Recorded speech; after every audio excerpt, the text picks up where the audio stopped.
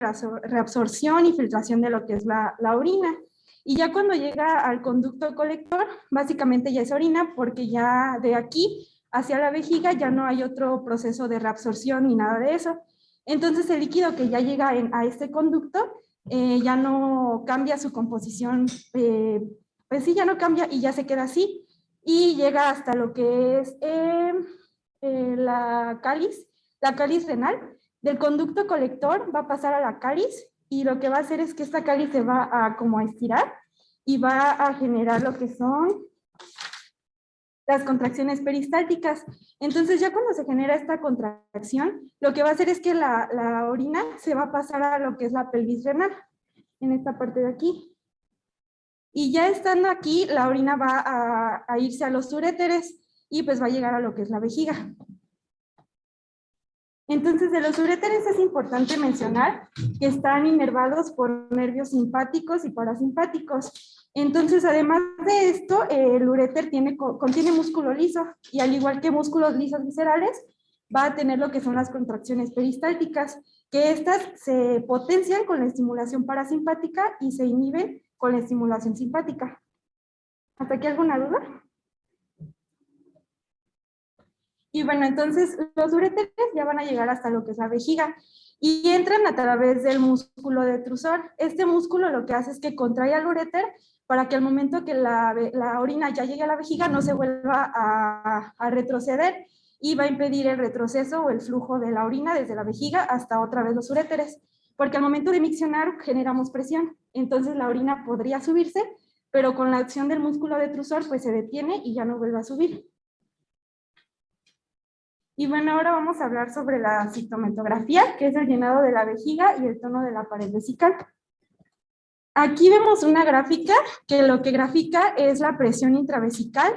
Entonces, a más volumen de orina vamos a tener más presión vesical y van a empezar a aparecer las contracciones miccionales. Aquí es muy importante recordar que todo esto va de la mano, ya que pues si aumenta uno, o sea el volumen, va a aumentar la presión y asimismo van a aumentar las contracciones. Entonces es importante tener ese punto de que, por ejemplo, cuando tenemos 0 en volumen milimétrico de la orina, pues no va a haber presión, se va a quedar en 0.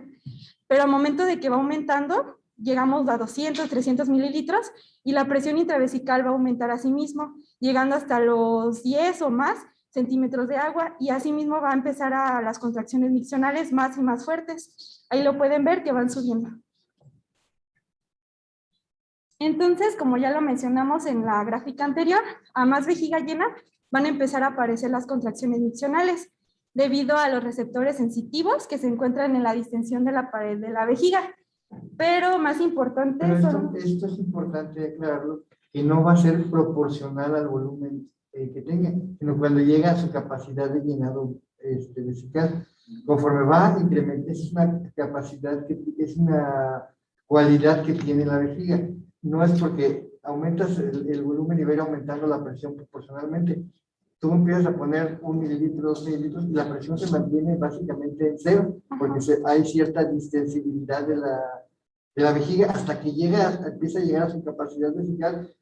Viene por los receptores sensitivos, viene un primer reflejo miccional y entonces es que se empieza a desencadenar el reflejo de la micción cuando viene el segundo sí, ahorita lo voy a mencionar. Entonces ahí inicia, ¿no? Que no va incrementándose la presión proporcionalmente al volumen, sino que puedes tener 10 mililitros, tener la misma presión que tener 200 mililitros, no va a estar siempre a presión ese receptáculo. ¿Ok? Y bueno, entonces cuando la vejiga está parcialmente llena, las contracciones miccionales se van a relajar un poco y pues el músculo detrusor va a dejar de contraerse y pues como mencionó el doctor, pues la presión va a estar pues normal. Y bueno, es importante mencionar sobre el reflejo miccional. Al momento de que empiezan a haber altas concentraciones de contracción, va a empezar a ser autorregenerativo. Esto quiere decir que se va a ir activando una y otra vez hasta que haya un alto grado de contracción y pues los reflejos miccionales entre más fuertes sean y más poderosos va a causar un segundo reflejo y este va a pasar a los pudendos que van a llegar hasta lo que es el esfínter externo, en esta parte de aquí. Entonces, si esta inhibición es lo suficientemente fuerte para el encéfalo, para inhibir las contracciones voluntarias del esfínter en el encéfalo, pues lo que va a hacer es que se va a relajar.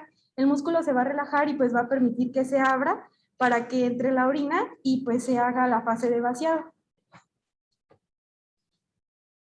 Bueno, a continuación les voy a mencionar sobre un examen diagnóstico que se llama citoscopía. Este es importante porque pues nos va a detectar muchas anomalías que se encuentran en esta parte y puede ser ambulatorio o en pacientes que estén en hospital. Y pues esto varía mucho dependiendo de la sospecha que tenga el médico, de la anomalía que esté presentando el paciente o de la clínica, pues algunas no tienen algunos aditamentos. Entonces varía un poquito, pero en general esta es la forma más común de que se realice este estudio. ¿Estrellita? ¿No se escucha? No dura mucho, está muy cortito.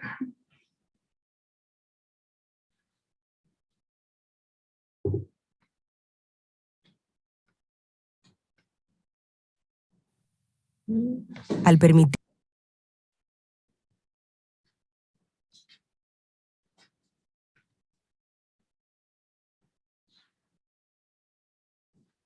¿Está bien? ¿Está bien el audio?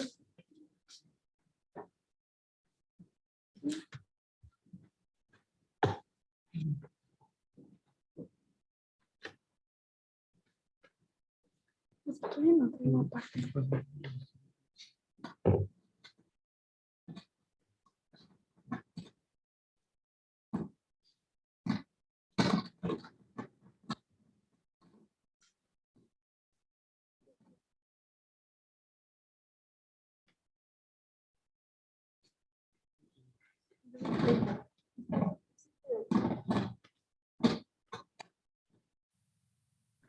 Al permitir que el médico mire el interior de la uretra, la vejiga y las aberturas de los uréteres a través de una cistoscopía, se pueden revelar las siguientes condiciones: un crecimiento inusual como un pólipo, quiste o tumor, una piedra en la vejiga o cerca de la misma, inflamación o infección crónica, una estenosis o estrechamiento de la uretra, agrandamiento de la glándula prostática o úlceras en la pared de la vejiga. Antes del procedimiento, es posible que, al permitir que el médico mire el interior de la uretra, la vejiga y las aberturas de los uréteres a través de una cistoscopía, se pueden revelar las siguientes condiciones: un crecimiento inusual como un pólipo, quiste o tumor, una piedra en la vejiga o cerca de la misma, inflamación o infección crónica, una estenosis o estrechamiento de la uretra, agrandamiento de la glándula prostática o úlceras en la pared de la vejiga. Antes del procedimiento, es posible que se le introduzca una vía intravenosa para proporcionarle medicamentos. El médico comenzará aplicando anestesia local para adormecer el área. Una vez que el área esté adormecida, el médico insertará cuidadosamente la punta de un cistoscopio en la uretra y lentamente lo hará subir hacia la vejiga. El extremo del cistoscopio contiene una fuente de luz y lentes que proyectan imágenes a través de una lente ocular y en una pantalla de video. Al introducir una solución estéril clara, el médico expandirá la vejiga. Examinará cuidadosamente las paredes de la vejiga y la uretra, mirando a través de la lente ocular del cistoscopio y observando las imágenes proyectadas en la pantalla de video. Cuando el médico finalice, el cistoscopio será extraído. Inmediatamente después del examen, el médico podrá informarle lo que observó. Si se tomó una biopsia, por lo general, los resultados estarán disponibles en algunos días. Este procedimiento usualmente dura de entre 2 a 10 minutos. Generalmente, podrá irse a su casa de inmediato después de la cistoscopía. Es probable que el médico le recete antibióticos para evitar una infección. También le puede ofrecer medicamentos para cualquier incomodidad persistente. Y bueno, como lo vimos en el video, pues este examen nos ayuda a detectar varias anomalías, patologías que puede presentar esta parte muy importante. Y pues básicamente esto sería el procedimiento y es importante recalcar que el paciente al momento de que se realiza esto, se debe de posponer el examen si en caso del paciente presente algún signo de infección o si presenta fiebre o si está tomando algunos medicamentos que puedan variar los resultados, ya que aquí se mide todo, tanto pues los minutos que dura vaciando la vejiga, los minutos que se empieza a contraer y todo esto, entonces pues es importante. ¿Tienen alguna duda sobre este?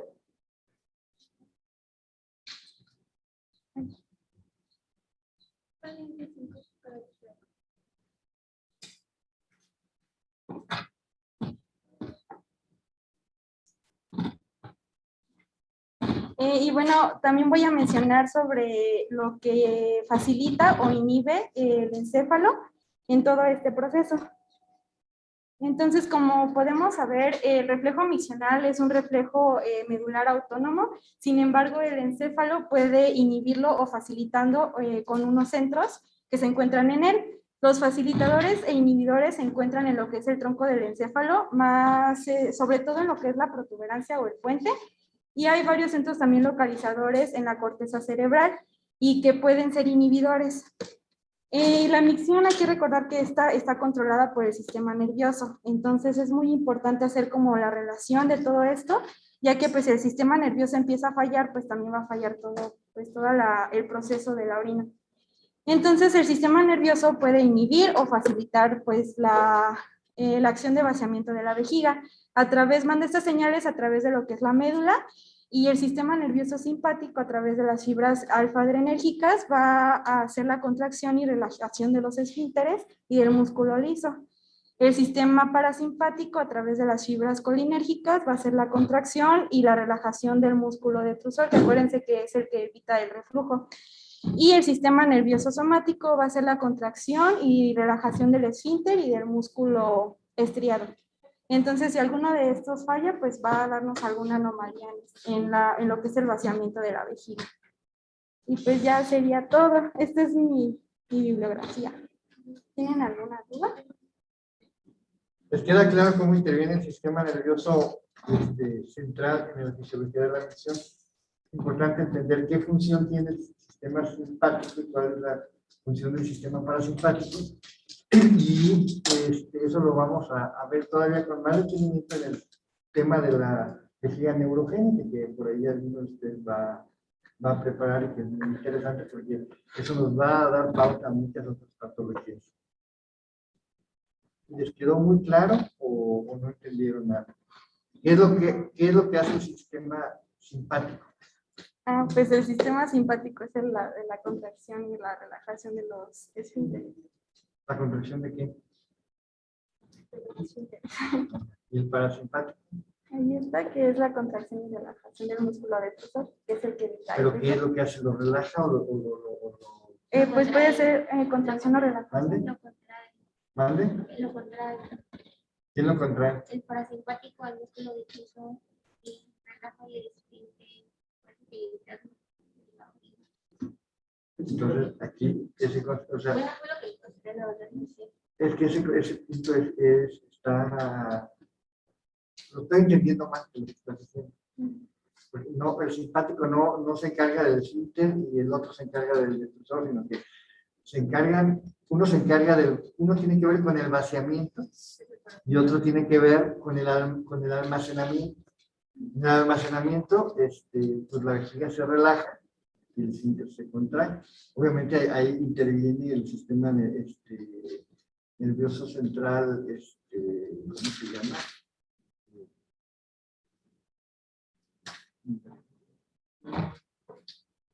A través de los centros facilitadores en el cerebro, pero el sistema somático, a través de la voluntad, se puede modificar el sistema. Pero normalmente cuando vas a orinar, la vejiga se contrae, el esfínter se relaja así como de forma involuntaria. Ya cuando terminas, el esfínter se contrae, la vejiga queda relajada. Entonces, volvemos a lo mismo. ¿Qué hace el simpático entonces? El simpático inhibe la micción y el parasimpático hace que, pues evita que de esa sensación O sea, el parasimpático Contrae el defusor. facilita la micción Ajá. y el simpático entonces Lo relaja. facilita el Relaja almacenamiento. Cuando uno de estos se altera, entonces tenemos problemas o en el vaciamiento o en el asunto de la micción. ¿De acuerdo? Pero es importante que tengan esos puntos básicos, porque si no partimos de esos cosas elementales, no vamos a entender todo lo demás en la micción. Entonces, ¿en qué quedamos? ¿Qué interviene el simpático?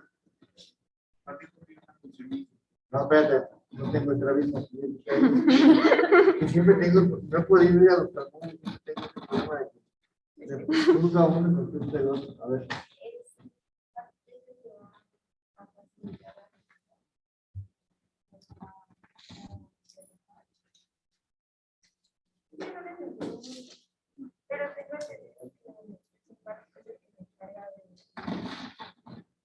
A ver, ahora sí tú. Acuérdense, no es lo que entendieron, es lo que es. El simpático inhibe la concentración, facilita la contracción y la relación de la vejiga, y el parasimpático facilita la micción porque relaja el músculo,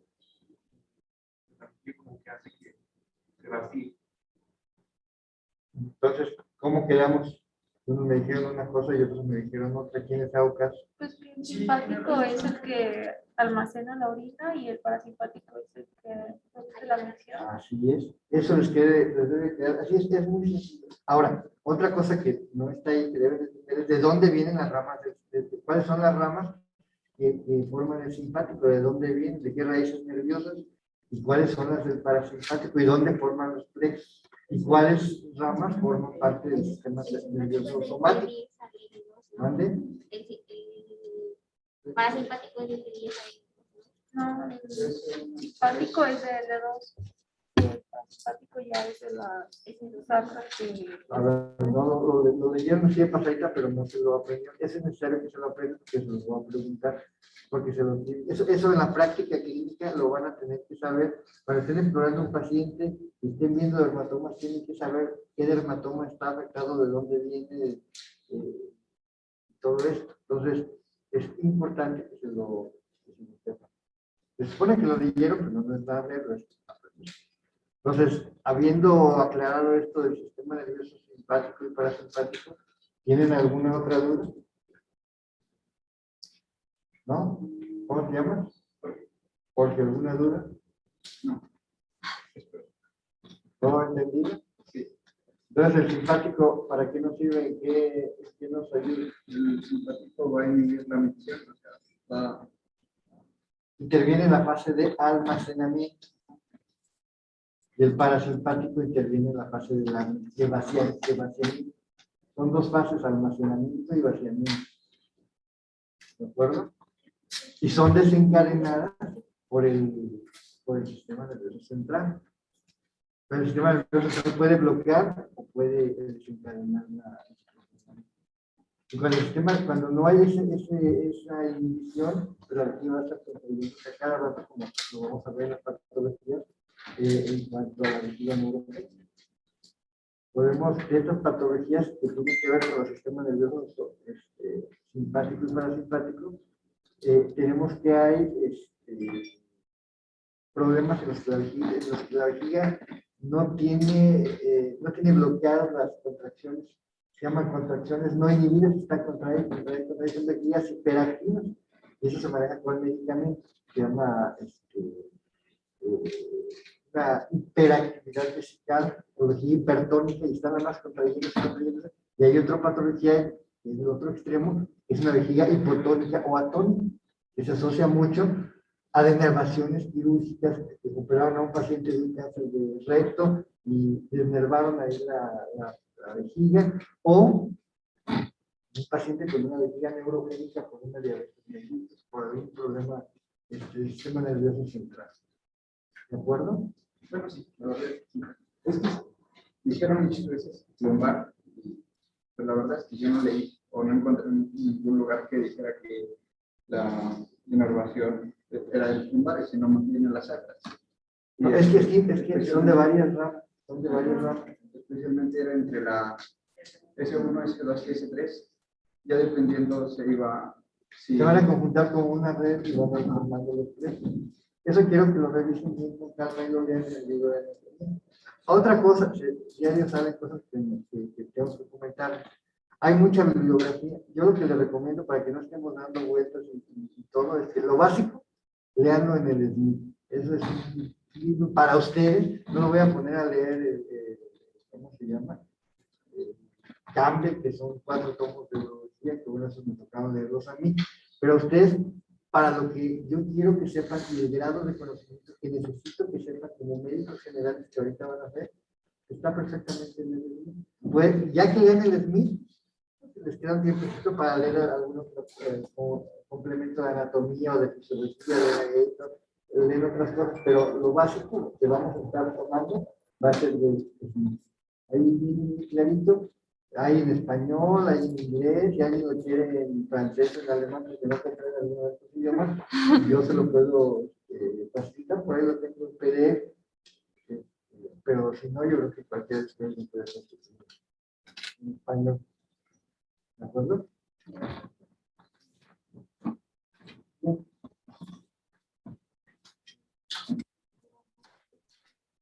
Tengo una duda. ¿Sí? ¿Te escuchamos? Dile, Adrián. Entonces, Ya lo escuchamos. entonces también el Campbell nos puede servir. ¿Qué? Entonces también el Campbell nos puede servir. Sí, puedes, si tienes el cambio y quieres pasarte de ahí, lo puedes hacer de ahí. Pero yo con lo que ahorita me conformo, que lean y se aprendan muy bien ese libro de Smith.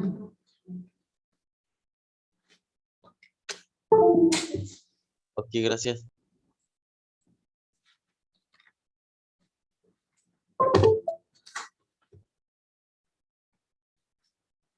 Doctor, Sí. ahorita chequé en el Guyton y sí, el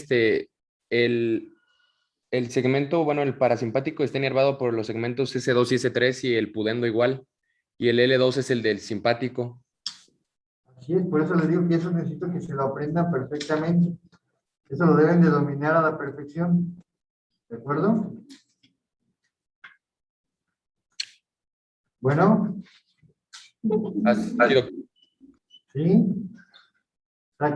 Ya lo leyeron, pero es importante no solo que lo lean, sino eso lo quiero que lo dominen. ¿Ok?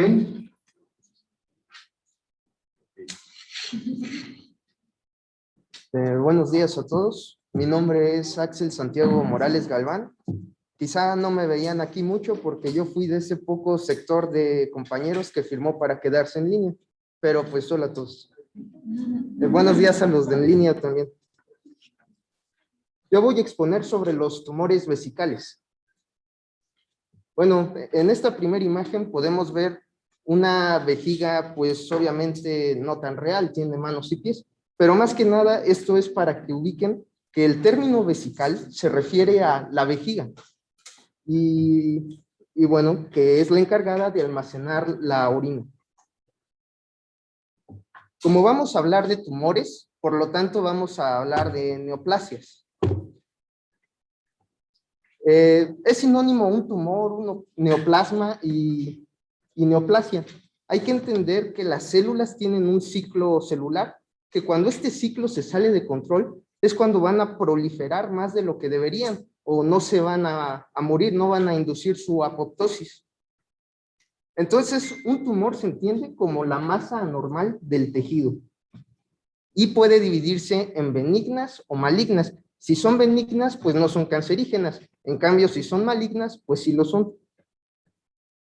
Aquí rápidamente podemos ver un esquema muy sencillo que divide las neoplasias benignas de las malignas. Las benignas pues van a tener un crecimiento lento, no suelen extenderse a otras partes, o sea, no tienen metástasis y pueden extirparse con cirugía. Y pues las malignas, que ya son las cancerígenas, van a hacer todo lo contrario. Son de crecimiento rápido, pueden tener la metástasis y pues su tratamiento va a ser aún más complejo que el de una benigna. Estas son las capas de la pared de la vejiga y hay que tenerlas en cuenta porque dependiendo el tumor qué capas afecte es la gravedad que puede representar. Tenemos, por ejemplo, la primera capa que es el epitelio de transición. Este epitelio de transición es el famoso urotelio. El urotelio no solo se encuentra en la vejiga, también en otras partes del sistema urinario. La siguiente capa es la de tejido conectivo, donde vamos a encontrar algunos vasos sanguíneos, nervios y pues colágenos. Tenemos la siguiente capa que es de músculo y por último la capa de grasa que envuelve a la vejiga. Un esquema también del sistema urinario que empieza por riñones, pasa por uréteres y al final se almacena en vejiga para realizar la micción a través de la uretra. Epidemiología. Bueno, hay que decir que el cáncer de vejiga es el 9º cáncer más, tumor maligno más frecuente que se presenta. La incidencia. En esta imagen podemos ver a un señor triste. Más que nada es porque el cáncer de vejiga ocurre más en los hombres. Algunos dicen que es de 3 a 1 en relación hombres-mujeres. Otras fuentes bibliográficas pues no nos ayudan a los hombres y le aumentan hasta 4:1 de incidencia sobre hombres. Y predomina en la raza blanca. La epidemiología pues también dice que el cáncer de vejiga es mundial, prácticamente en todos los países, pero está la característica de que principalmente en esos países que tienen una economía más elevada, o sea que están más desarrollados. Y bueno, esta es una imagen de Nueva York, pues para especificar que los cánceres de vejiga ocurren en países más desarrollados y aparte de todo, abundan más en las zonas urbanas que en las rurales, pues es más común en la ciudad. Aparte del pastel que te pueden dar a los 50 años como regalo, también la estadística te regala más probabilidades de tener el cáncer de vejiga, ya que el 80% de pacientes con cáncer de vejiga están en el rango de 50 a 80 años, con un pico de incidencia en los 65 años. Raramente se relaciona el cáncer de vejiga a una herencia familiar. En realidad no hay mucha relación. Y pues algunos factores que pueden pues favorecer el desarrollo de un carcinoma urotelial, pues es el tabaquismo.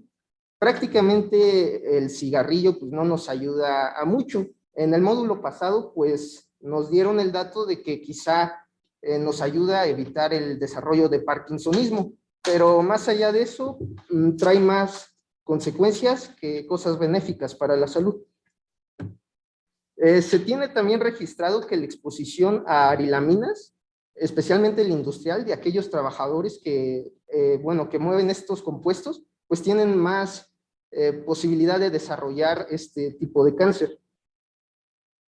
En algunos países de África y de Oriente Medio existe un parásito llamado Schistosoma haematobin que nos va a ocasionar la enfermedad esquistosomiasis. Y este parásito pues está relacionado al desarrollo de cáncer de vejiga.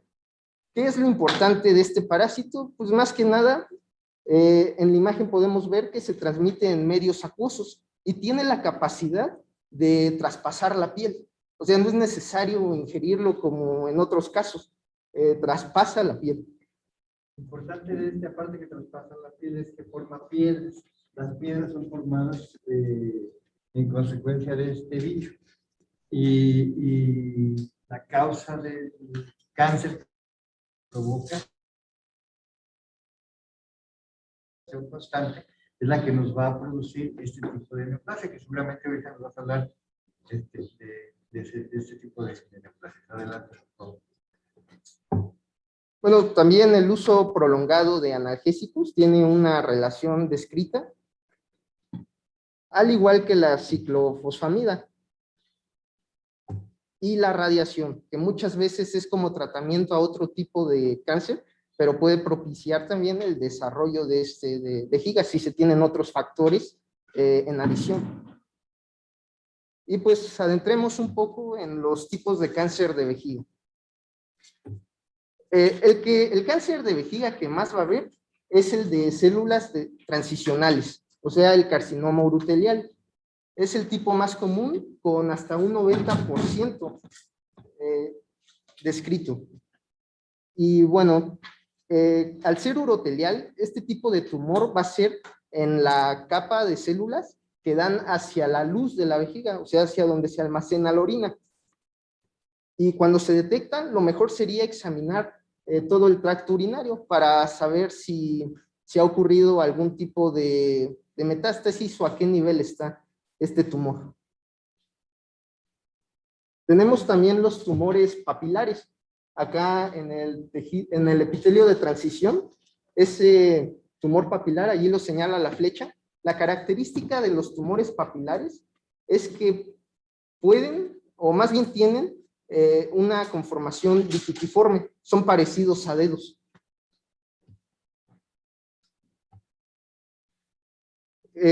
Bueno, ¿cómo saber si alguien tiene este tipo de carcinoma? Lo común es que orine sangre y va a tenerle hematuria indolora. Y esta hematuria puede ser microscópica o macroscópica, que ya es cuando se nota y pues nos podríamos alarmar. Y además, estos pacientes pueden presentar síntomas de infección de vías urinarias. Y algunos de esos síntomas pues son el tenesmo, la disuria y la polaquiuria, perdón. La diseminación del tumor pues puede ser local.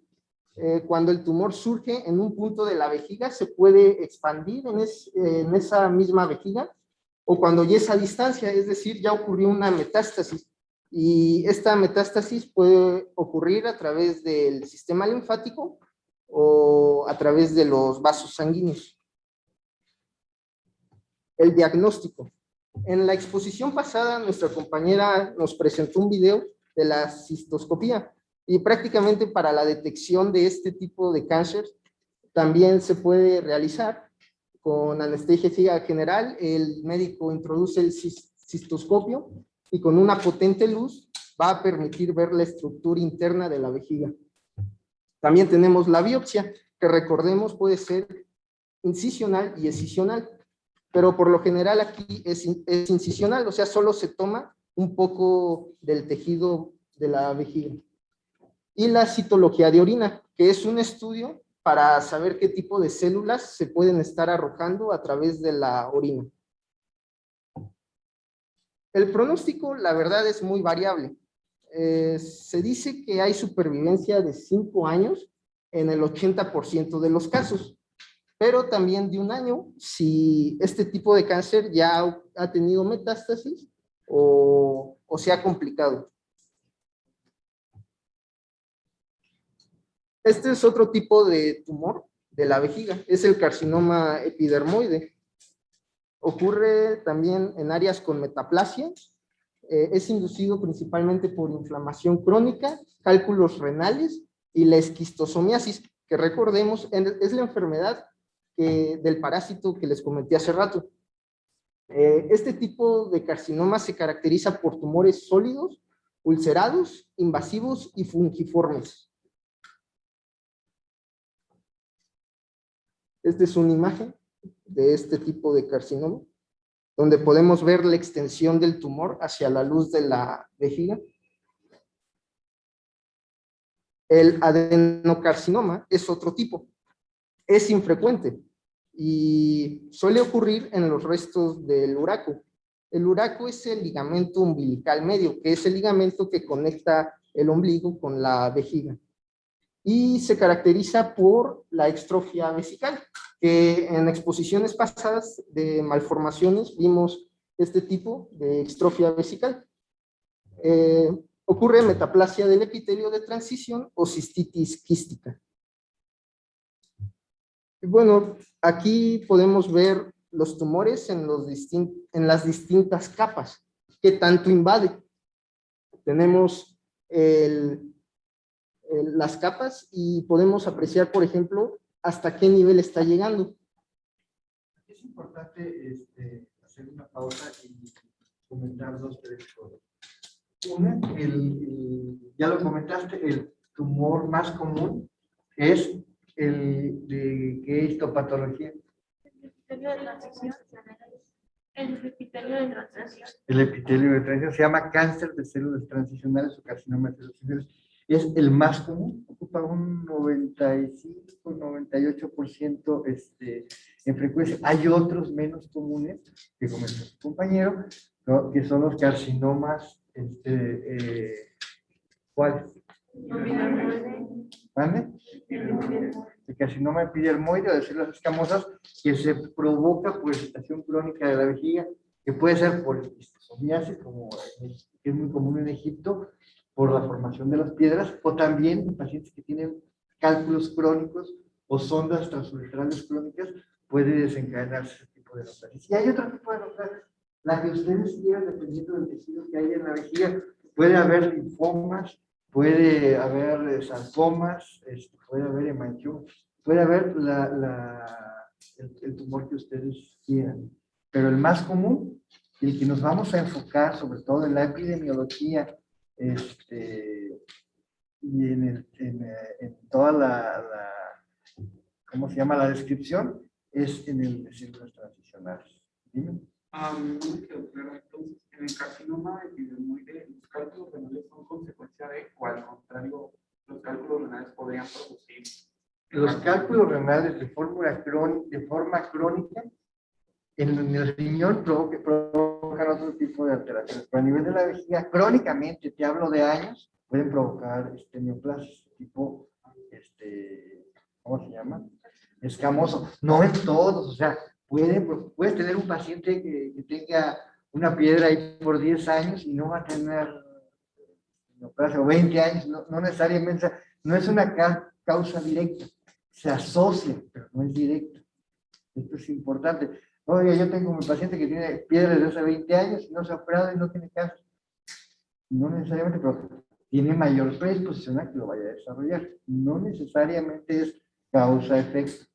El tabaquismo para las células transicionales, no necesariamente. Es mayor posibilidad, mayor predisposición, pero el hecho que tú fumes 10 cigarros al día, puede ser que te mueras de enfisema y no te mueras de cáncer ni de pulmón ni de vejiga.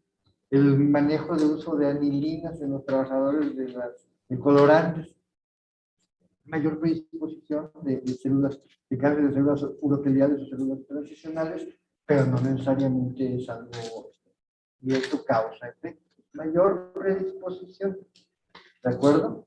Y entonces, hablando de células transicionales, que es el que estaba hablando, comentándonos muy claramente su compañero toda la epidemiología y todas las generalidades, tenemos que las células transicionales se puede generar desde la punta del cáliz de un riñón, la pelvis renal, el uréter, la vejiga y la uretra. Todos son células transicionales y en cualquier sitio se puede generar. Y pueden ser tumores únicos o tumores multicéntricos. Entonces, si son tumores multicéntricos, no solo hay que buscar aquí, hay que buscar en varios lados. Entonces, el cuadro clínico, compañero, nos está diciendo que es hematuria silente, sintomática. Yo les diría que para este tumor y para todos los tumores, el cuadro clínico va a depender de la etapa clínica. Si es un tumor muy pequeño, que no está totalmente hasta imperceptible, pues obviamente el paciente puede tener un cáncer de lo que quieran, de riñón, de próstata, de vejiga, de mama, de útero, y va a ser totalmente asintomático. Los síntomas van a depender de la etapa clínica que tenga. Entonces, cuando un paciente llega con hematuria, nosotros tenemos que pensar qué posibilidades hay que el paciente tenga hematuria. Porque, primero, atendiendo a la epidemiología por los grupos de edad. un paciente de 30 años, ¿qué podemos pensar que por lo que tiene hematuria? Entonces, nos vamos a las causas más comunes. Puede ser por litiasis, puede ser por infección, puede ser por tumores y también puede ser por malformación de alguna fístula arteriovenosa que tenga, o alguna glomerulopatía, alguna causa nefrológica. Entonces, pues lo que tenemos que descartar siempre que vemos hematuria es una neoplasia. Entonces, hacemos al paciente una cosa que llamamos protocolo de hematuria, que es, antes era la urografía excretora, ahora ya la hacemos con urotac, hacemos citologías urinarias y una cistoscopia. A un paciente que hemos si en ese proceso encontramos que hay una piedra, bueno, pues la causa es una piedra. Si encontramos una infección severa, pues la causa es una infección severa. Pero si encontramos ahí una imagen sospechosa de neoplasia, bueno, pues lo que sigue es hacer la cistoscopia, biopsiar y quitar la neoplasia. Ya que tenemos el diagnóstico histopatológico de una neoplasia, tenemos que tapificarlo.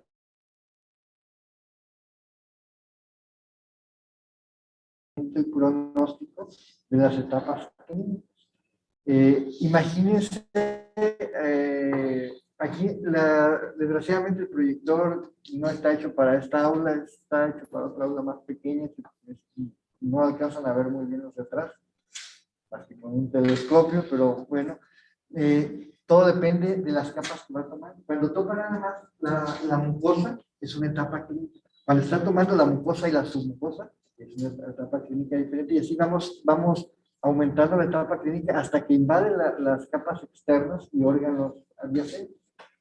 Entonces, las etapas clínicas van a depender de qué manejo le vamos a dar, pero son precisamente en estos tumores uroteliales, cuando son superficiales, que son la mayoría de los que diagnosticamos, nada más invaden la mucosa superficial. El tratamiento es conservador. Por endoscopía quitamos el tumor y le damos manejo con, hay varias instancias. Una de ellas es BCG, la BCG se ocupa para vacunas, pero otras concentraciones se ocupa para modificar el sistema inmune y que el cuerpo vaya y ataque las células neoplásicas. Y nos sirve como para prevenir que se forme, no para tratar que elimine las células neoplásicas. Entonces, cuando es local, se hace la resección del tumor y se da tratamiento con omitomicina, adriamicina, epirubicina, o BCG, porque ahora sí que aquí en este momento lo que tengamos a la mano es para disminuir las posibilidades de que vuelva a recurrir el tumor, y se está haciendo seguimiento con endoscopías seriadas, toma de biopsias, etcétera. Cuando el tumor invade la muscular, así estamos viendo a grosso modo, les digo lo que ustedes deben saber, no les voy a preguntar lo que deben saber el paciente de urología, pero así a grosso modo, cuando está invadiendo la capa muscular, ya el tratamiento es distinto. Hoy por hoy se están viendo los tratamientos conservadores asociados a terapias adyuvantes, pero hoy por hoy, cuando un paciente está invadiendo, el tumor le está invadiendo la capa muscular, el tratamiento es cistectomía radical, es quitar la vejiga, si es hombre con la próstata y si es mujer, pues la pared anterior de la vagina. Es una cirugía ampliada, grande, que nos sirve para reducir, sobre todo para reducir las posibilidades de muerte de ese paciente por ese tumor vesical. Aunque el tumor vesical aparentemente no está pequeño y nada más invade ahí la muscular, pero nos puede dar metástasis a pulmón o a otros órganos que son los que van a matar a nuestro paciente. ¿De acuerdo? Y entonces, eso es hablando de la actividad local. Ahora, hablando de la actividad a distancia, pues tenemos que ver si invade ganglios, si da metástasis, a dónde, ganglios en dónde, y entonces cómo lo vamos a manejar. Y ya se maneja con adyuvancia, con quimioterapia y con radioterapia. ¿Sí? ¿Alguna duda? Vamos a seguir escuchando a tu compañero. Bueno, aquí vamos a ver el estadio patológico, que como el doctor comenta, prácticamente es hasta qué nivel está invadiendo el tumor, a qué nivel de las capas de la vejiga. Tenemos el tumor in situ, el TA, T1, T2, T3, subdividido en T3A y T3B, y el T4. Aquí tenemos, por ejemplo, unas características del estadio de cada tumor. Nos comentaba el doctor, por ejemplo, que se usa como tratamiento el BCG, que es la vacuna contra la tuberculosis. La quimioterapia intravesical con el fármaco mitomicina, y a partir de T2, que como pueden ver en la imagen, ya está invadiendo la capa muscular, se va a tener como tratamiento principal la cistectomía radical. Y cuando ya es un nivel T4, que en la imagen lo vemos como ya la invasión a órganos adyacentes, o sea, ya hay metástasis, pues el tratamiento sería una quimioterapia sistemática. También se dividen en infiltrativos y en no infiltrativos. Y ya muy brevemente sería eso lo que considero más relevante. Bueno, esta es mi bibliografía y muchas gracias por su atención.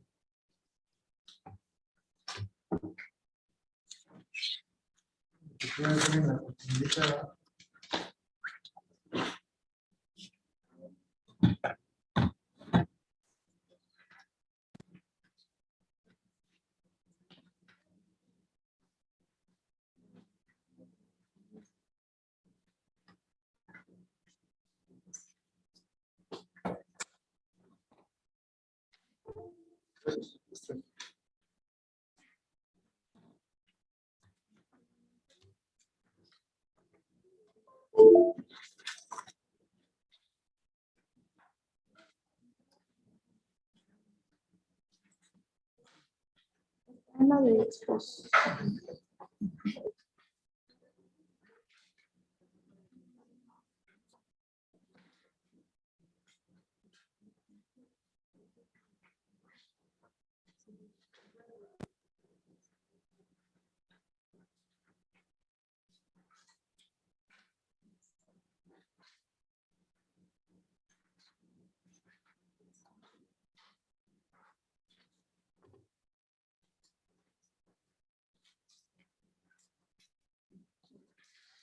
Bueno, pues yo les voy a exponer un poco de lo que son las enfermedades quísticas del riñón. Bueno, vamos a empezar con una pequeña introducción.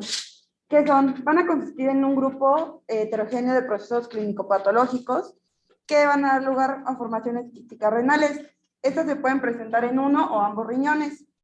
Va a haber dos tipos, el hereditario y el adquirido. Dentro del hereditario vamos a tener lo que son la autosómica dominante y la autosómica recesiva. Ok, aquí tenemos una pequeña tabla que resume más o menos las enfermedades. Dentro de las hereditarias vamos a tener la poliquistosis renal autosómica, la recesiva y la dominante, la nefronoptisis, la nefropatía túbulo intersticial autosómica dominante, dentro de otras, y dentro de las no hereditarias las vamos a dividir en dos, en las enfermedades del desarrollo y las enfermedades adquiridas. Dentro de las del desarrollo vamos a tener el riñón en esponja medular y la displasia renal multiquística, y dentro de las adquiridas, la enfermedad quística renal adquirida, los quistes renales simples, los multiloculares y los hipopotasémicos. Y otra es el riñón glomeruloquístico. Más adelante lo veremos, pero este se va a caracterizar por la dilatación del espacio de Bowman 2 o 3 veces más de lo normal. ¿Cuándo vamos a considerar que es un riñón glomeruloquístico? Cuando más del 5% de sus glomérulos sean quísticos. Pero más adelante hablaremos más de él. Ok, entonces, ¿qué es un quiste? Un quiste es una bolsa de tejido cerrada en forma de saco que se puede formar en cualquier parte del cuerpo. Esta va a estar llena de líquido, de aire o de algún otro material como pus. La mayoría de los quistes van a ser benignos, o sea, no cancerosos. Vamos a hablar un poco de los cilios primarios. ¿Qué tienen que ver estos? Estos cilios van a cumplir funciones de recepción de estímulos y de señalización celular. Estas van a estar en la superficie de la mayoría de las células. Sin embargo, dentro de esto, vamos a ver que las proteínas asociadas a los fenotipos renales quísticos se van a encontrar localizadas en su mayoría en estos cilios. Ok. El proceso de formación de los quistes, pues sabemos que va a ser una proliferación anormal del epitelio. van a ser ciclos repetidos de proliferación celular, van a conducir a la expansión de la pared tubular que va a llevar a la formación de este quiste. El epitelio quístico se va a asociar con el engrosamiento en la membrana basal tubular adyacente, como se ve en la última imagen, y la secreción del líquido epitelial va a contribuir a la acumulación de líquido dentro del quiste, como les mencioné hace rato. Ok, empecemos con la primera enfermedad. La primera enfermedad que vamos a ver es la enfermedad renal poliquística autosómica dominante. Esta también se llama del adulto porque pues, es más predominante en ellos. Ok, la patogenia. La patogenia vamos a tener que va a ser un defecto y puede ser en el gen PKD1, que es en el 85% de los casos, y en el PKD2, que es en el 15% de los casos. Esta va a ser una alteración de la señalización de calcio que va a inhibir el crecimiento tubular.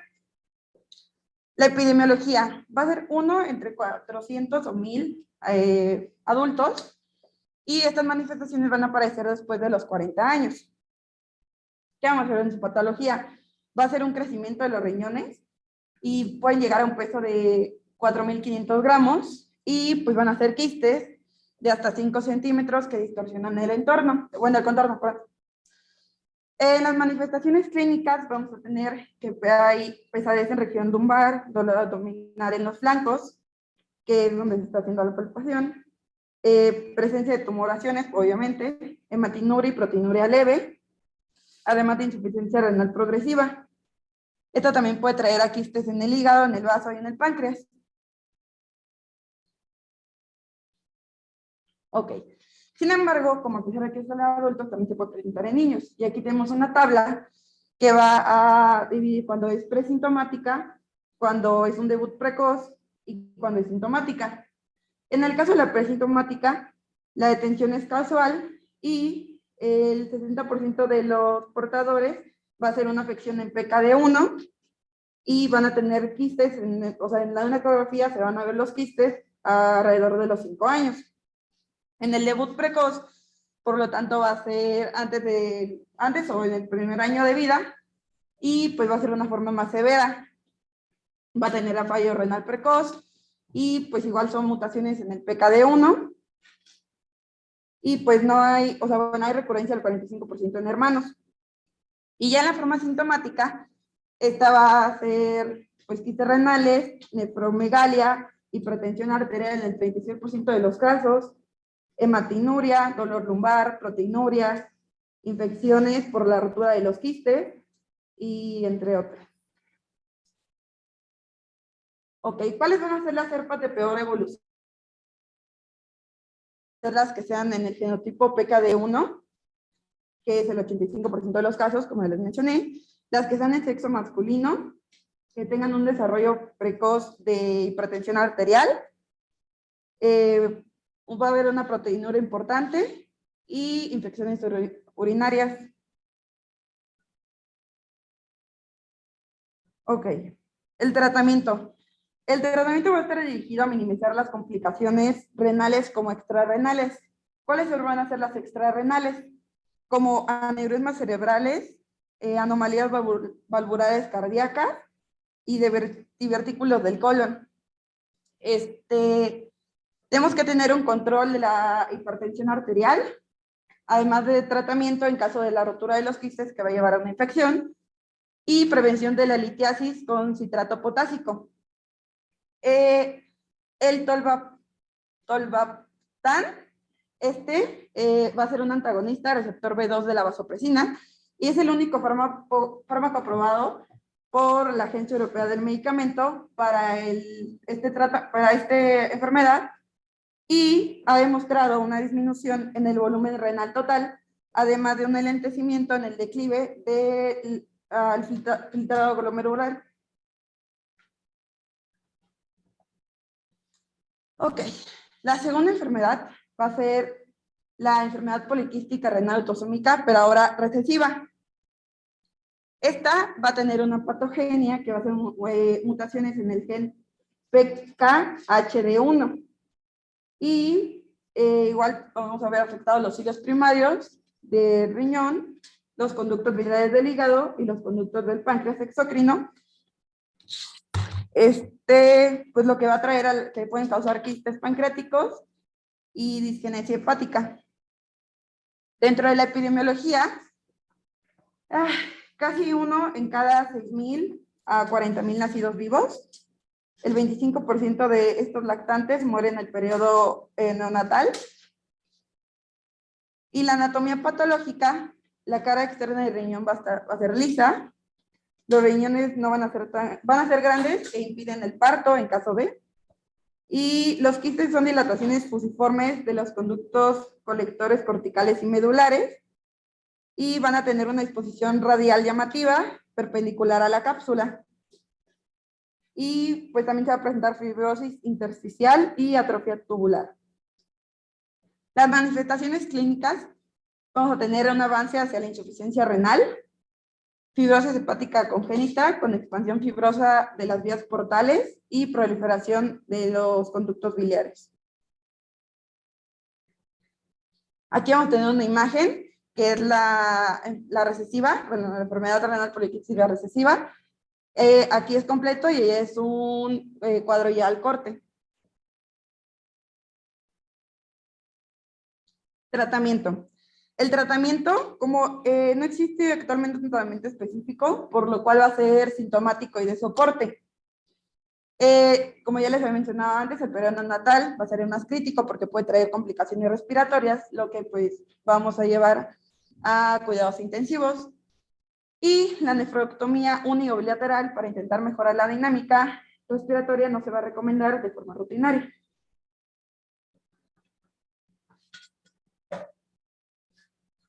Ok. Entonces, ¿cuál va a ser la diferencia de el dominante y el recesivo?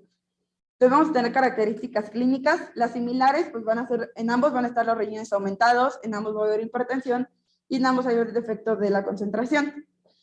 ¿Cuáles van a ser sugestivos al recesivo? Va a ser más en presentación neonatal, va a progresar hacia una enfermedad renal terminal, va a tener historia familiar negativa, entre otros dos, y para sugestivos hacia la dominante, va a tener una historia familiar similar, va a ser quistes extrarrenales, aneurismas cerebrales, presentación renal unilateral, hematuria. Y para el diagnóstico diferencial, ¿cómo los vamos a diferenciar más hacia la vista? Pues sugestivos para el recesivo va a ser nefromegalia bilateral, hallazgos más simétricos, múltiples pequeños quistes. Y para el dominante, nefromegalia o riñón de tamaño normal en una edad pediátrica, lo que no va a suceder en el recesivo. Asimetría en la ecografía y macrocrisis en la área cortical renal. Ok. Entonces, la siguiente enfermedad va a ser la nefronoptisis y la enfermedad quística medular. La nefronoptisis van a dar lugar a una enfermedad tubulointersticial medular progresiva y van a ser similares desde el punto de vista histopatológicos. La nefronoptisis es una enfermedad que se va a heredar de modo autosómico recesivo y se va a manifestar igual en la infancia. Clínicamente se va a caracterizar por polinuria, polidipsia, retraso del crecimiento, anemia y astenia. Esta va a ser una afección en los genes NPHP y su evolución va a llevar a la insuficiencia renal. Perdón. En la parte patológica, los riñones van a ser pequeños, quistes múltiples de tamaño variable, hasta de 1 centímetro, y túbulos atrofiados con membranas basables notablemente engrosadas. Y ya tenemos una imagen. Okay. Seguimos con la enfermedad medular, enfermedad de herencia autosómica dominante. Los síntomas van a ser parecidos a la anterior, pero frecuentemente va a existir hipertensión arterial, hematuria y proteinuria importantes, y la presencia de quistes va a ser constante. Esta va a ser una afección en los genes MCKD1 y pues igual tenemos un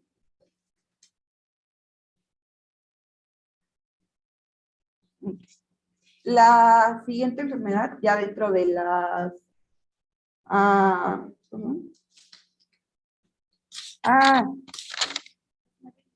sí, de las 9 hereditarias, va a ser la región de esponja medular.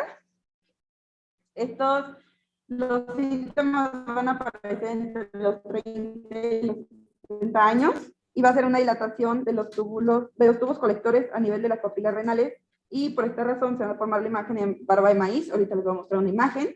Las manifestaciones clínicas igual va a ser dolor en el flanco, disuria, hematuria y presencia de grava en la orina. En la patología vamos a tener que son quistes papilares, van a ser muchos y pequeños, y surgen en los conductos colectores, en las papilas renales. Va a ser bilateral en el 75% de los pacientes y lleva a casos familiares.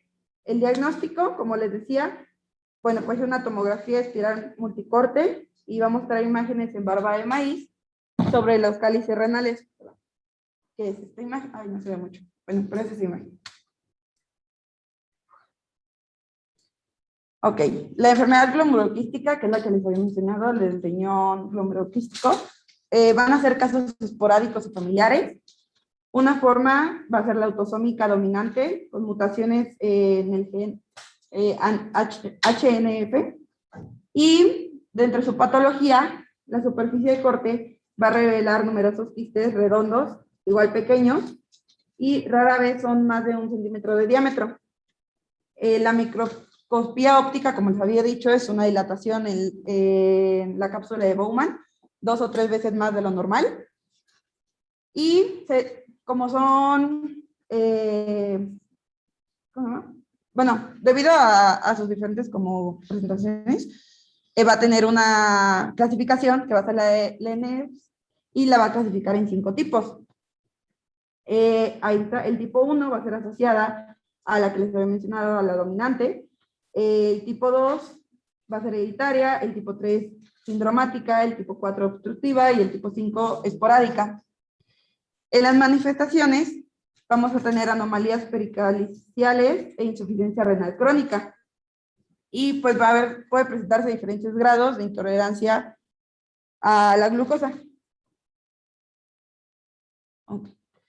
No sé mucho otra vez, pero aquí tenemos desde un aspecto macroscópico el riñón de un perro dálmata, que va a mostrar palidez y apariencia esponjosa, y se van a ver múltiples quistes en la superficie renal, pero no se nota mucho.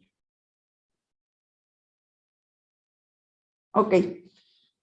El quiste simple, estos van a ser encontrados fuera del contexto de una enfermedad poliquística o de una insuficiencia renal crónica.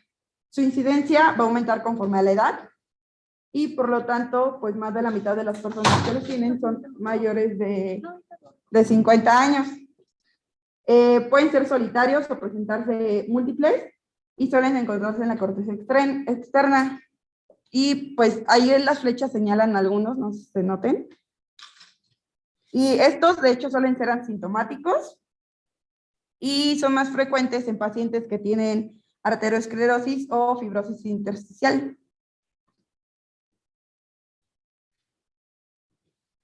El quiste multilocular, va a ser una afección en la formación quística de los diferentes loci y no se comunican entre sí a la vía excretora.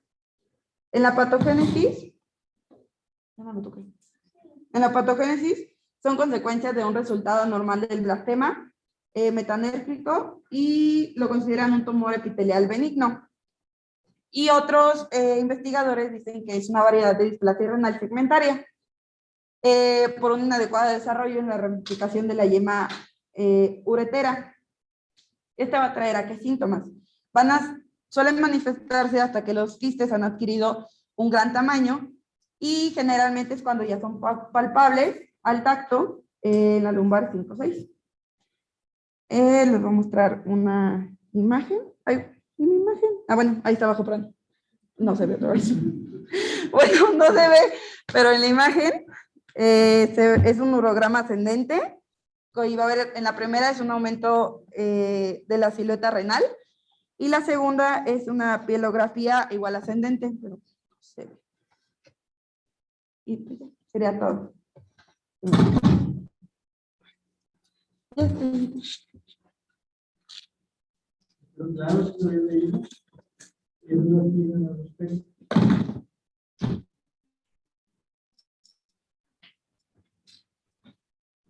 Básicamente, los tipos, uno aparece desde el nacimiento y otro aparece paso del tiempo.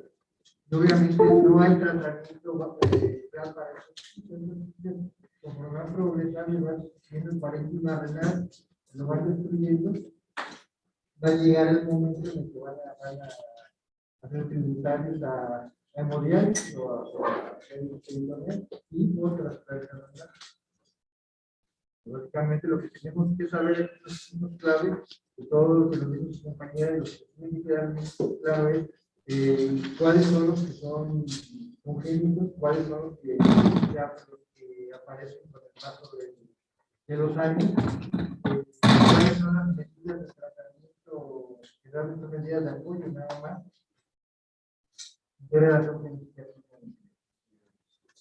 ¿De acuerdo?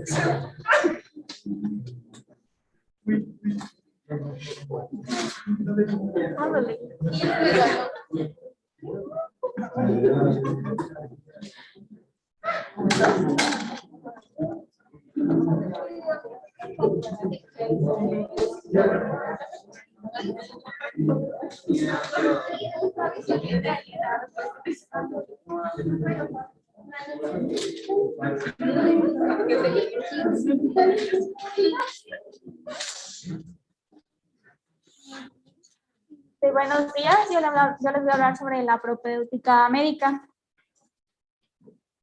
Bueno, vamos a empezar por lo que es la historia clínica. La historia clínica se debe componer por los datos personales, el motivo de consulta, los antecedentes familiares, los antecedentes de enfermedad actual, los antecedentes personales y el estado actual, que es por el examen físico.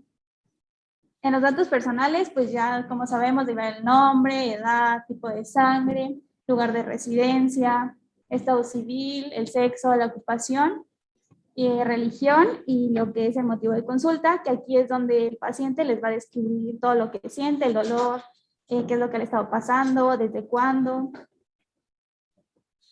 Ok, los antecedentes mórbidos. Se debe de preguntar tanto el diabetes, si tiene diabetes, alguna hipertensión, el síntoma urológico, si tiene alguna cardiopatía. El uso de fármacos, como lo habíamos dicho, el uso de fármacos, lo habían dicho unos compañeros anteriormente, puede ocasionar algunos síntomas. Los antecedentes quirúrgicos, ya que estos también pueden ocasionar algunos otros síntomas relacionados. Las principales son las esferas ginecológicas y la coloproctológica. Los agentes personales, Aquí se deben preguntar algunas infecciones, si tiene enfermedades congénitas, si ha tenido algún traumatismo, algunos cateterismos. Antecedentes familiares. Se debe preguntar si familiares cercanos han tenido, por ejemplo, cáncer de próstata, el cáncer renal, cáncer de vejiga, porque como lo mencionó el compañero, es un porcentaje muy bajo, pero algunos sí tienen relación. El tabaco, por ejemplo, lo vimos hace rato, que está relacionado, un poco relacionado con el cáncer de vejiga. Es muy poca la probabilidad, pero como dijo el doctor, no es que fumes y te vaya a dar cáncer de vejiga, pero sí tiene un poquito de relación. Los antecedentes ginecológicos, si ha tenido partos, la menopausia, el uso de terapias, el uso de hormonas, ese tipo de cosas. El hábito intestinal, ya que las diarreas suelen causar algunas infecciones urinarias, y los antecedentes laborales y ambientales. Si trabaja con colorantes, con aguas contaminadas, con todo ese tipo de cosas. Síntomas urinarios. Ok. La poliaquiuria se refiere a un aumento de las micciones. Esta se considera más de 8 micciones al día. La nicturia es la necesidad de en la noche ir al baño. La urgencia, esto quiere decir que la persona está bien y al segundo tiene instantáneamente la urgencia de ir al baño. O sea, no es de que se va prolongando, sino al instante tiene la necesidad de ir. El tenesmo es el deseo miccional constante, es decir, la persona podría decirse así, que durante todo el día tiene la necesidad de ir al baño. La incontinencia, pues como lo dice, es la pérdida involuntaria de la orina.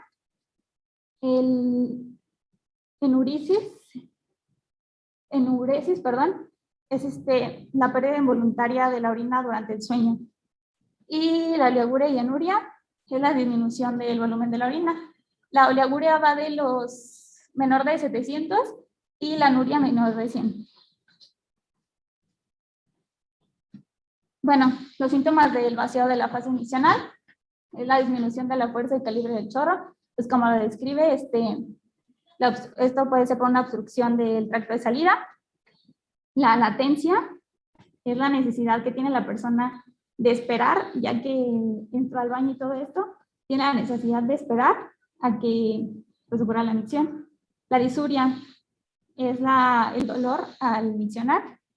El goteo terminal, esto quiere decir que hay un aumento en el goteo, ya que la persona no siente la necesidad de orinar. La retención urinaria, pues esto es la incapacidad de poder realizar la micción. Y la interrupción súbita del chorro miccional, o sea que la persona siente estar realizando lo que es la micción y tiene una interrupción de ella, sin la persona realizarla. Dolor. Ok, esta es la manifestación clínica más importante de las patogenias renales. El cólico renal es muy característico ya que es de una alta intensidad. No mejora cuando la persona se sienta, al contrario dice que aumenta. La persona difiere un dolor de espalda que se refleja hacia el abdomen. Y se va relacionado con síntomas neurovegetativos como es la náusea y el vómito. El dolor hipogástrico. Esta localización proyecta lo que es el dolor de la vejiga.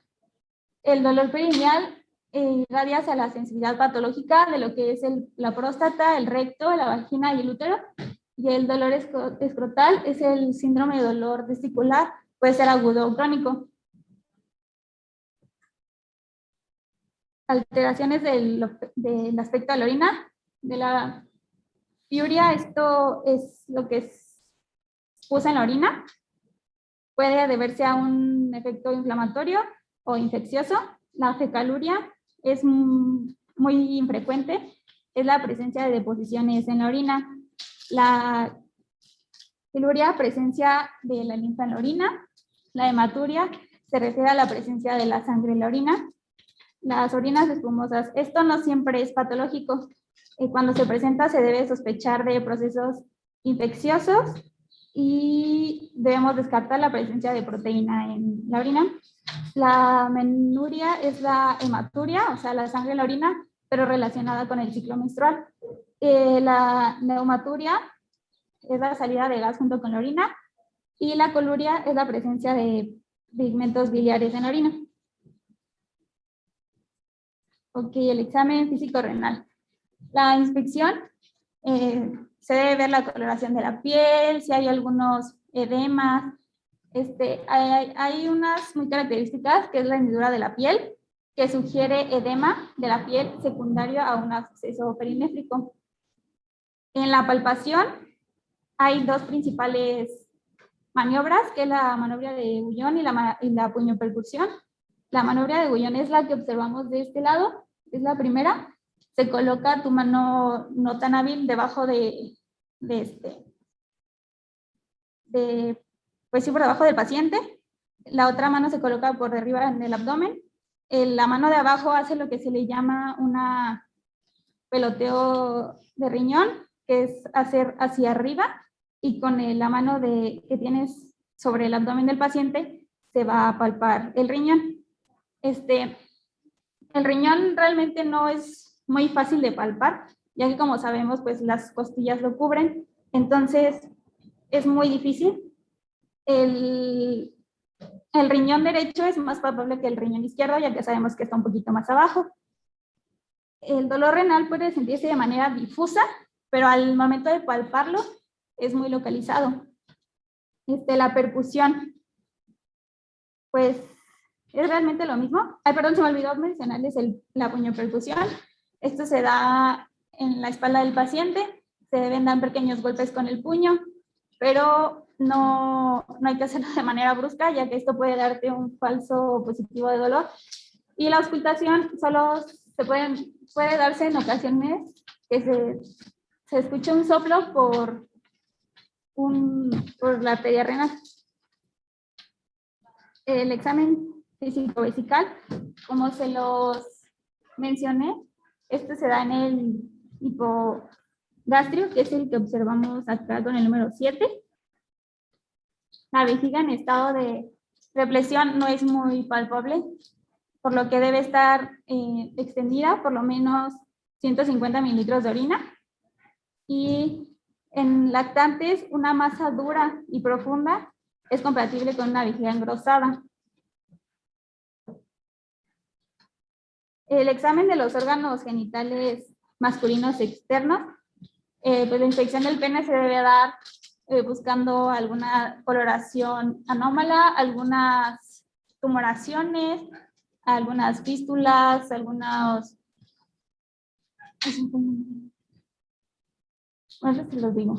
En la palpación se debe ver si algo causa dolor, ya que se puede dar debido a una infección o secundaria a una estenosis uretral.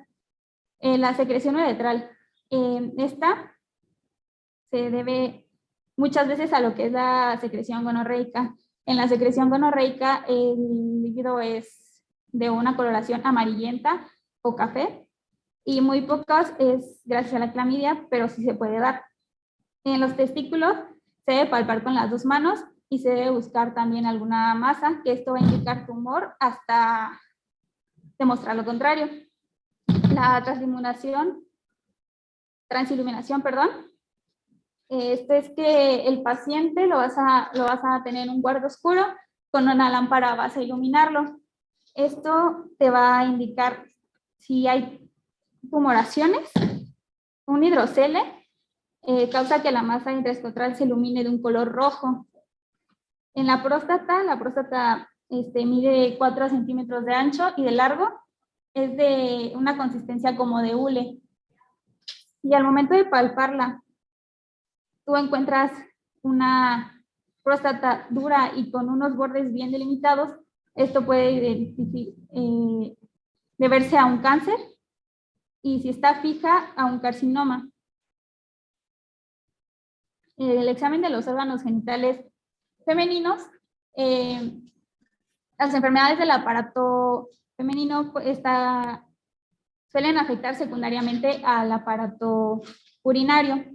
La inspección pues se debe observar lo que también es la coloración, si hay agrandamientos, si hay estrechamientos, todo esto. El meato urinario enrojecido, con el dolor a la palpación y lesión frágil, da signos de uretritis y vaginitis. Y se debe inspeccionar el cuello uterino en busca de algún cáncer. Y tengo algunos videos. ¿Les doy clic nada más? Pero esto es de la palpación de riñón. La palpación del riñón se realiza con la técnica de Guyon. Es una palpación bimanual. El riñón se palpa con la mano homolateral. El riñón izquierdo con la mano izquierda y el riñón derecho con la mano derecha. La mano izquierda, en este caso la palpación del riñón izquierdo, se desplaza desde la fosa ilíaca izquierda hacia el flanco, por fuera de la línea de los rectos anteriores, y la mano derecha, los dos dedos índice y medio en oposición con el pulgar, se colocan en la zona útil o ángulo costomuscular, que es la unión de las dos últimas costillas con la línea externa de la masa común lumbar, tratando de percibir la mano que está por delante, el peloteo que genera los dedos que están por detrás y movilizando al riñón. Normalmente el riñón no se palpa, en algunas circunstancias puede llegar a palparse el polo inferior del riñón izquierdo.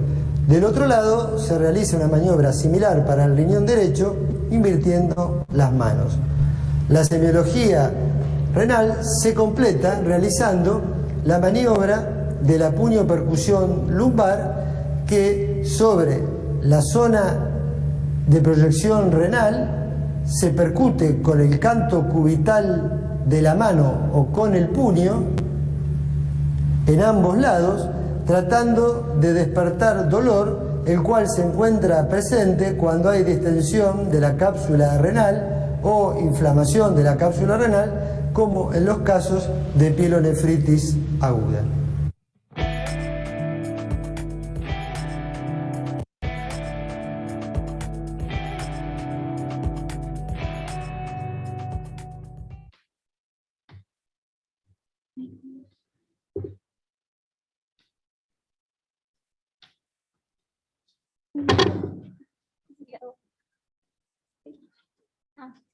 Gracias.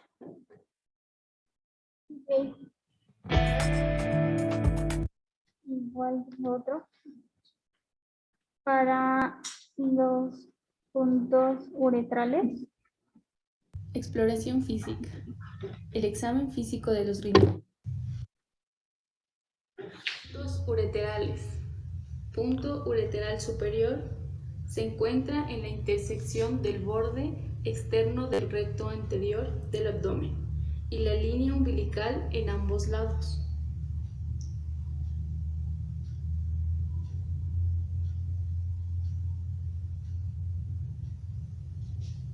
Punto ureteral medio.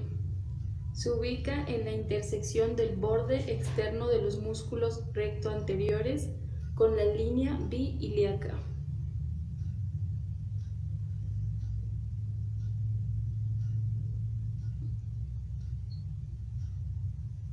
Punto ureteral inferior, que corresponde a la implantación del uréter en la pared de la vejiga. Solo puede detectarse por la palpación digital, rectal o vaginal. Y hay otra técnica para palpar los riñones, que es la técnica de Israel, que esto supuestamente hace más fácil tocar los riñones, sentir, bueno, sí, los riñones, y se los voy a mostrar. Eso se me había pasado a mencionárselas. Maniobra de Israel. El enfermo se acuesta en decúbito lateral, opuesto al riñón que se va a palpar, con sus piernas y caderas ligeramente flexionadas. El médico de pie o sentado se sitúa frente al paciente y coloca una mano en la región lumbar con sus dedos en el ángulo costolumbar, mientras que la otra mano, con los dedos dirigidos a la región subcostal, se ubica en el flanco correspondiente al riñón que se va a palpar. En estas condiciones pide al enfermo que inspire profundamente, mientras al final de la misma la mano lumbar presiona de hacia atrás hacia adelante. La mano abdominal se va profundizando en cada respiración. Cuando la mano abdominal ha llegado al plano profundo adecuado, siente cómo el riñón desciende en la inspiración, circunstancia que aprovecha para examinarlo. Maniobra de Golé. El examinado parado sobre el miembro inferior contrario al lado el que se va a palpar. Bueno, esto sería todo de mi parte.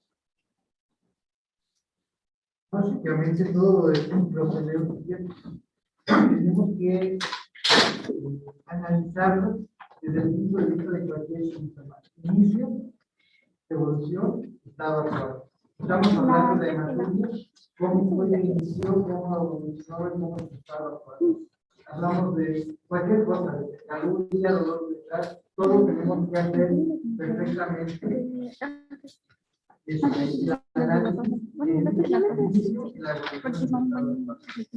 Cada uno de estos nos va a descartar como la picadura, la neumaturia, desde cuándo la picadura siempre está asociada a la neumaturia, desde cuándo se asociada a neumaturia, qué síntomas van acompañados, qué otros síntomas. Entonces, ¿qué estaríamos con una picadura y neumaturia? Ya sé que no lo hemos visto, pero ¿qué se les ocurre pensar? Ese es mi pensamiento básico de la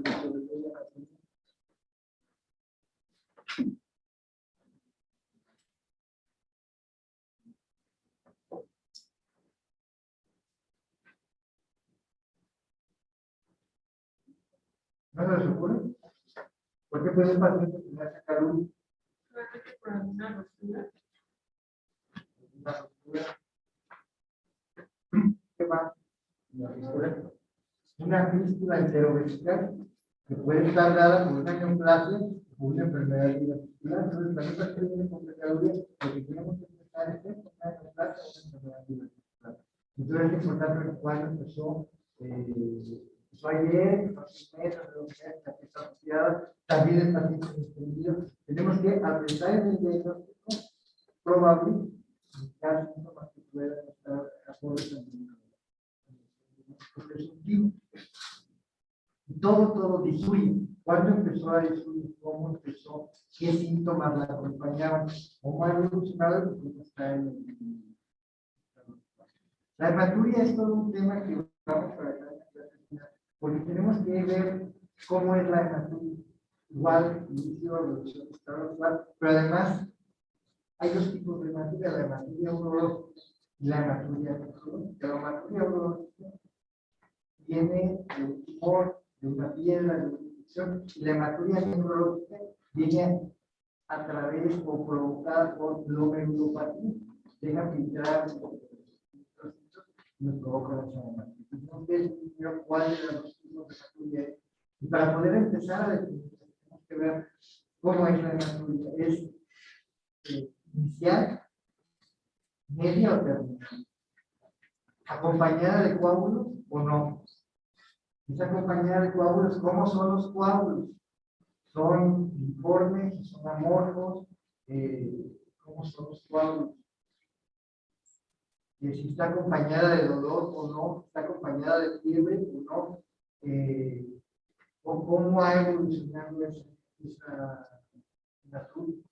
¿Va acompañada de dolor o no? ¿Va acompañada de dolor? ¿Cómo es ese dolor? Hasta que no se da o al final.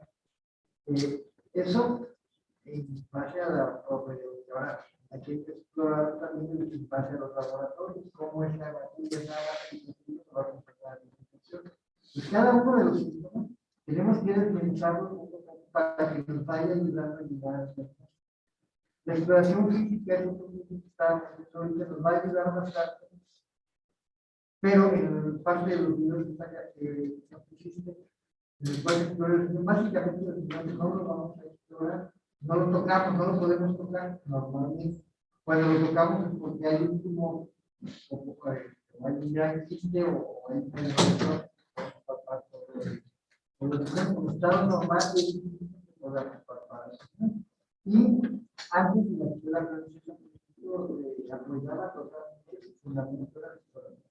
Era una exploración específica, muy precisa.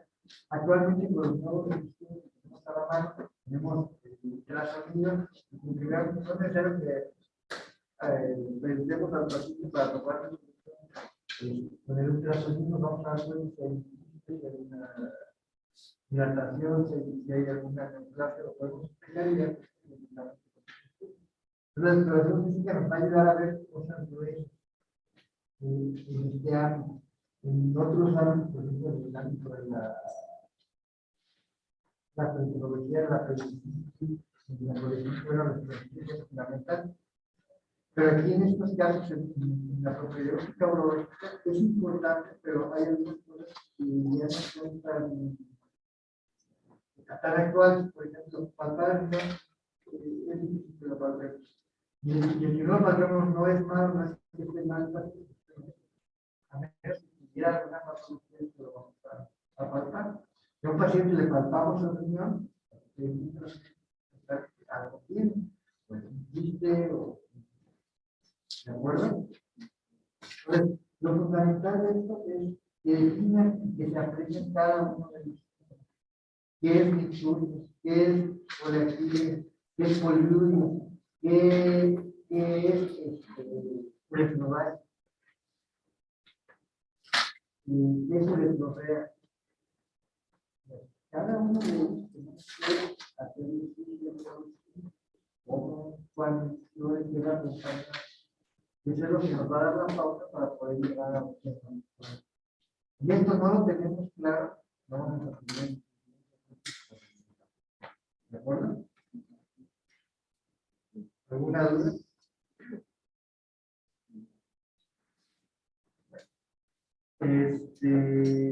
Ya para mañana que se dejen suscribir todos los que estaban en la banca de sus casos, ya se pueden ver. Digo, aquí hay banca de todo. Y te encargo ya los contextos que no vamos a hacer ahí. Sí, eso es lo que se tiene que trabajar diario o. Guárdame, yo te la voy a pedir a ver cuál. Yo voy a estar anotando el diario de número de personas. Desgraciadamente, lo de las asistencias, cada asistente no puede presentar el examen, no puede directo a cuarto final. Bueno, pero no viene. Ya mañana que se venga, mañana ya que se venga todo, más que los que tienen sus amparos. Entonces ya todos ahorita son 36. Entonces, digo, es menos de la mitad del grupo. Entonces,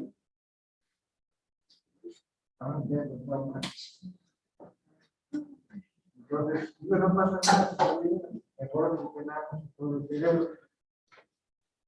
Menos riesgo de que alguien tiene COVID por ahí, no lo contagia todo.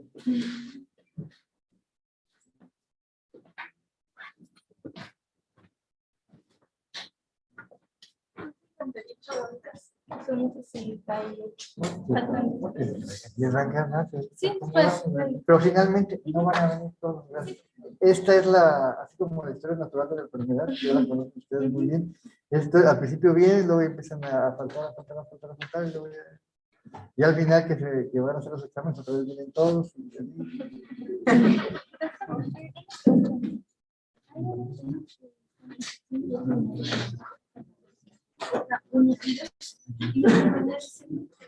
Lo pones con el